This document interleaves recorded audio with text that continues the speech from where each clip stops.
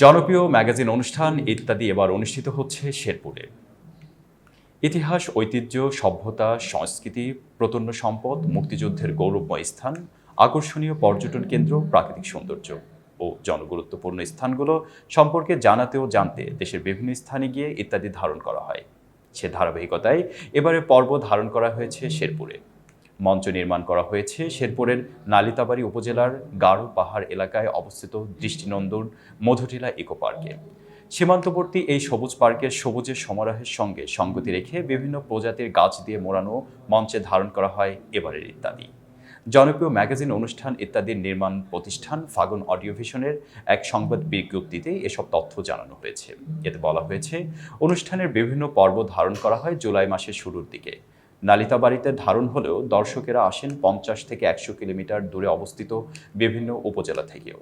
ইত্যাদির এ পর্বে একযোগে বিটিভি ও বিটিভি ওয়ার্ল্ডে প্রচারিত হবে 6 সেপ্টেম্বর শুক্রবার রাত 8টা বাংলা সংবাদের পর। অনুষ্ঠানটির প্রচার তারিখ গত 26 জুলাই থাকলেও বিদ্যমান পরিস্থিতির কারণে অনুষ্ঠানটির প্রচার করা হয়নি। ইত্যাদি রচনা, পরিচালনা ও উপস্থাপনা করেছেন হানিফ সংকেত। এবারের অনুষ্ঠানে শেরপুরের পালাগানের শিল্পী তারা বয়াতি এবং পান্থকানায় একটি ভিন্ন রকম লোকসঙ্গীত পরিবেশন করেছেন। গানটির কথা লিখেছেন কবির বকুল। এছাড়া শেরপুরকে নিয়ে মনিরুজ্জামান পলাশের কথায় একটি পরিচিতিমূলক গানের সঙ্গে নৃত্য পরিবেশন করেছেন শেরপুরের স্থানীয় শতাধিক বাঙালি ও ক্ষুদ্র জাতিগোষ্ঠীর নৃত্যশিল্পী। নাচটির কোরিওগ্রাফি করেছেন কমল কান্তি পাল, কণ্ঠ দিয়েছেন রাজীব ও তানজিনা রুমা। দুটি গানেরই সুর করেছেন হানিফ সংকেত এবং সঙ্গীতায়োজন করেছেন মেহেদী। দর্শক পর্বের নিয়ম অনুযায়ী ধারণ স্থান শেরপুরকে ঘিরে প্রশ্নোত্তরের মাধ্যমে উপস্থিত দর্শকের মধ্য থেকে বিভিন্ন সম্প্রদায়ের 4 জন দর্শক নির্বাচন করা হয়। দ্বিতীয় পর্বে নির্বাচিত দর্শকদের সঙ্গে অংশগ্রহণ করেন বৃহত্তর ময়মনসিংহের সঙ্গীতশিল্পী অলিমের শিকড় সন্ধানী।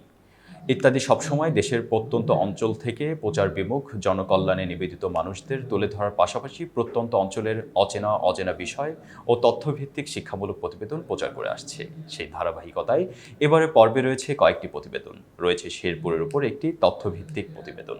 শেরপুরের বিভিন্ন দর্শনীয়, আকর্ষণীয় পর্যটন কেন্দ্র ও প্রত্যন্ত সম্পদের উপর প্রতিবেদন ছাড়াও এখানকার জিআই পণ্য, তুলসীমালা চাল ও ধান গবেষক চাটকিয়া গ্রামের কৃষক সেন্টু কুমার হাজংয়ের ওপর রয়েছে একটি প্রতিবেদন। শেরপুরের মঞ্চে যথারীতি সমসাময়িক বিভিন্ন প্রসঙ্গ নিয়ে রয়েছে নানি নাতনির কথার মাতামাতি।